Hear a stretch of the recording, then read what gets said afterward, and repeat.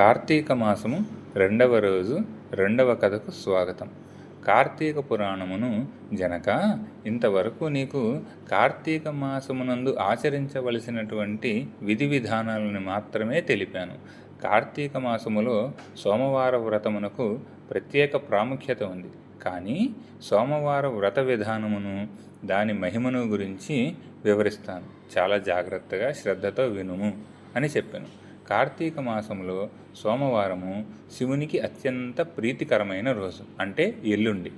ఈ రోజున స్త్రీ కానీ పురుషుడు కానీ ఏ జాతి వారైనా కానీ రోజంతయు ఉపవాసం ఉండి నదీ స్నానము చేసి తన శక్తి కొలది దాన ధర్మాదులు చేసి నిష్ఠతో శివునికి బిల్వపత్రాలతో అభిషేకము చేయండి. కుదరని పక్షంలో ఒక్క బిల్వపత్రాన్నైనా సంపాదించండి. సాయంకాలము నక్షత్ర దర్శనం చేసిన తరువాత భుజించాలి.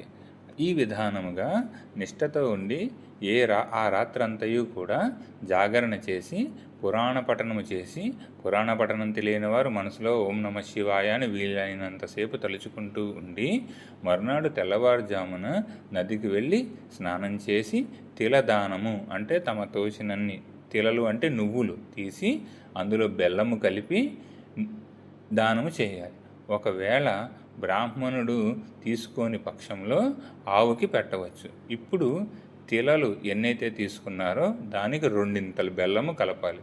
మీరు 100 గ్రాముల నువ్వులు తీసుకుంటే నల్ల నువ్వులు, అందులో 200 గ్రాముల బెల్లాన్ని కలిపి ఉండలుగా చేసి ఆవుకి పెట్టవచ్చు. ఒకే ఆవుకి పెడితే ఇబ్బంది కాబట్టి 2-3 ఆవులకి పెట్టవచ్చు. తమ శక్తి కొలది పేదలకు అన్నదానము చేయాలి. చేయలేని వారు కనీసము 3 బ్రాహ్మణులకైనా తృప్తిగా భోజనము పెట్టి తాము భుజించాలి.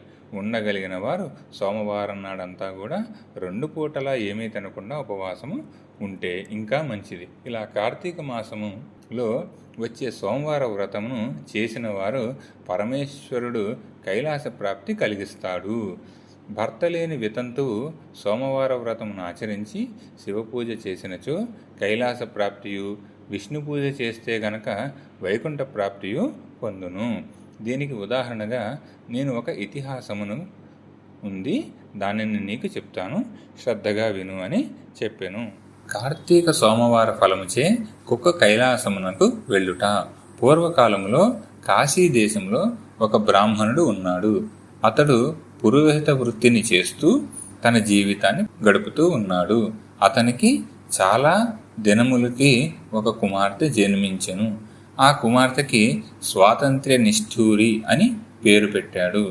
ఆ కుమార్తెని సౌరాష్ట్ర దేశంలో మిత్రశర్మ అనే సద్బ్రాహ్మణుడికిచ్చి పెళ్లి చేశాడు.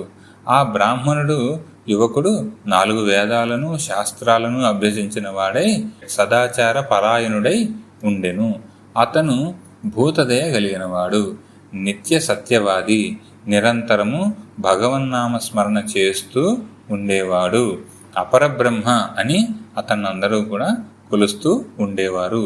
ఇటువంటి ఉత్తమ పురుషుని భార్యగు నిష్ఠూరి యవ్వన గర్వంతో కన్ను మిన్ను కానక పెద్దలను దూషించుచు అత్తమామలను భర్తను తిట్టుతూ కొడుతూ రక్కుచు పరపురుషుల సాంగత్యము గలదై వ్యభిచారిణి అయి తన ప్రియులు తెచ్చినటువంటి తినుబండారాలను, బట్టలను, పువ్వులను ధరించుచు దుష్టురాలై తిరుగుచూ ఉండగా వంశమునకు అప్రతిష్ట తెచ్చుచున్నదని అత్తామామలు ఆమెను తమ ఇంటి నుంచి వెడలగొట్టిరి. కానీ శాంతస్వరూపుడగు ఆమె భర్త ఆమె యందు అభిమానము పోక ఆమె ఎంతటి నీచ కార్యములు చేసినను సహించి చీపొమ్మనక విడువక ఆమెతోనే కాపురము చేయుచుండెను. కానీ చుట్టుపక్కల వారు నిష్ఠూరి గయ్యాళితనమును కేవగించుకొని ఆమెకు కర్కశి అనే ఎగతాళి పేరు పెట్టెను. అది మొదలుకొని దానిని కర్కశి అనే పిలవడం మొదలుపెట్టారు. ఇలా కొంతకాలం జరిగింది. ఆ కర్కశి ఒకరోజు రాత్రి ఏకశయ్యపై తన భర్త గాఢ నిద్రలో ఉన్నప్పుడు సమయాన్ని చూసి మెల్లగా లేచి తాళి కట్టిన భర్త అనే విచక్షణను కూడా విడిచిపెట్టి దయాదాక్షిణ్యాలు లేక ఒక బండరాయిని తెచ్చి అతన్ని తలపై గట్టిగా కొట్టింది. వెంటనే అతడు చనిపోయాడు.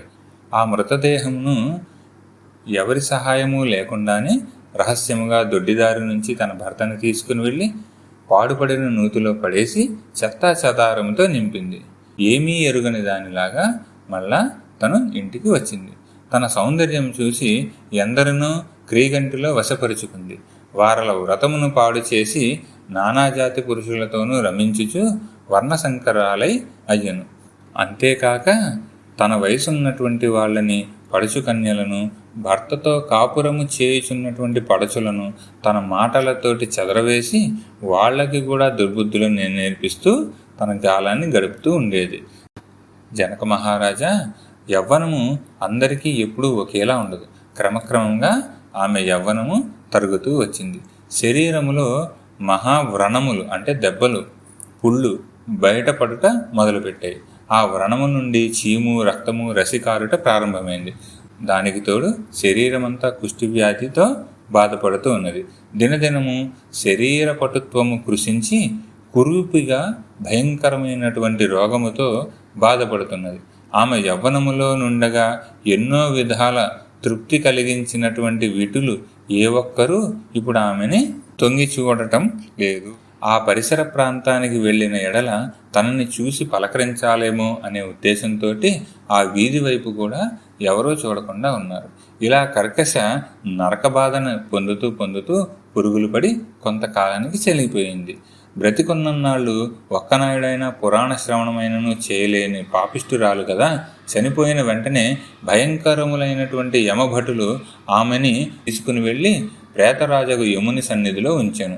యమధర్మరాజు, చిత్రగుప్తుల వారిచే ఆమె పాపపుణ్యాల జాబితా చూపించి, భటులారా, ఈమె పాప చరిత్ర అంతా ఇంతా కాదు, వెంటనే ఈమెను తీసుకుని వెళ్ళి ఎర్రగా కాల్చినటువంటి ఇనుప స్తంభమునకు కట్టబెట్టండి అని ఆజ్ఞాపించెను. విటులతో సుఖించినందుకు గాను యమభటులు ఈమెను ఎర్రగా కాల్చినటువంటి ఇనుప స్తంభమునికి కౌగిలించుకోమని చెప్పిరి. భర్తను బండరాతితో కొట్టి చంపినందుకు గాను ఇనుప గదిలో కొట్టిరి. పతివ్రతను వ్యభిచారుణులుగా చేసినందుకు సలసలా క్రాగుతున్నటువంటి నూనెలో పడివేసిరి. తల్లిదండ్రులకు, అత్తమామలకు అపకీర్తి తెచ్చినందుకు సీసము కరిగించి నోటిలోనూ చెవులలోనూ పోసి ఇనుప కడ్డీలు కాల్చి వాతలు పెట్టిరి. తుదకు కుంభీపాకము అనే నరకంలో వేయగా అందు ఇనప ముక్కులు గల కాకులు, విషసర్పాలు, తేళ్లు, జర్రులు కుట్టినవి. ఆమె చేసిన పాపాలకు ఇటు 7 తరములు అటు 7 తరముల వాళ్ళు నరక బాధలు పడుతున్నారు. ఈ ప్రకారముగా నరక బాధలు అనుభవించి కడకు కళింగ దేశమున కుక్క జన్మ ఎత్తి ఆకలి బాధపడలేక ఇట్లూరి తిరుగుచుండగా కర్రలతో కొట్టువారు కొట్టుచు, తిట్టువారు తిట్టుచు, తరమువారు తరుచుచూ ఉండిరి.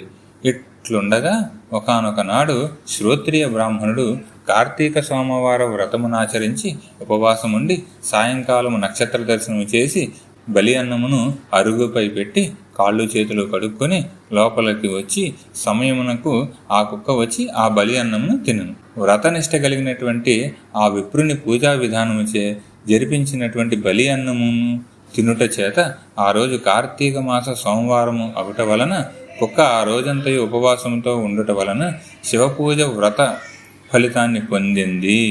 అలా తినేసరికి ఆ శునకానికి జన్మాంతర జ్ఞానము కలిగి వెంటనే ఆ శునకము, విప్రులలో గొప్పవాడా, ఓ బ్రాహ్మణుడా, నన్ను కాపాడుము అని మొరపెట్టుకొనెను. ఆ మాటలు విన్న బ్రాహ్మణుడు బయటకు వచ్చి చూడగా కుక్క తప్ప ఇంకెవరూ కనబడలేదు. మరలా రక్షింపుము రక్షింపుము అని కేకలు వినబడేసరికి మరలా విప్రుడు బయటకు వచ్చి, ఎవరు నీవు, నీ వృత్తాంతం ఏమిటి అని ప్రశ్నించెను.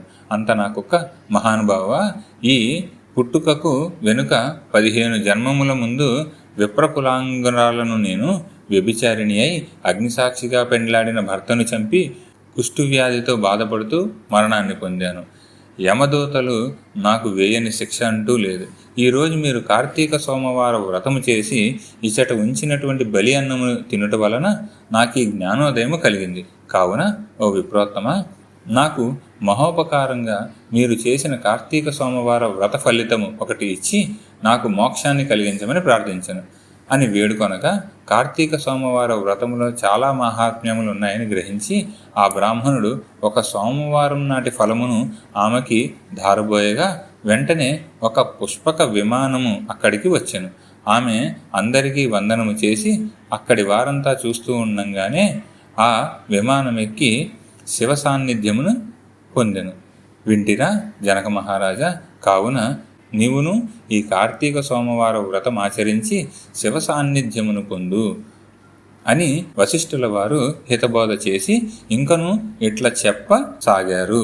స్కాంద పురాణంలో వశిష్ఠ ప్రోక్త కార్తీక మాహాత్మ్యమునందు 2వ అధ్యాయము 2వ రోజు సమాప్తము. స్వస్తి, శుభము.